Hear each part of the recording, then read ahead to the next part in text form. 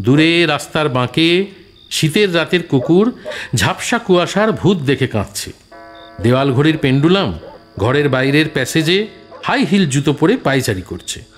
বিকাশের মুখ দিয়ে হাওয়া শীষের শব্দে অক্সিজেন কার্বন ডাইঅক্সাইড আদান প্রদান করছে।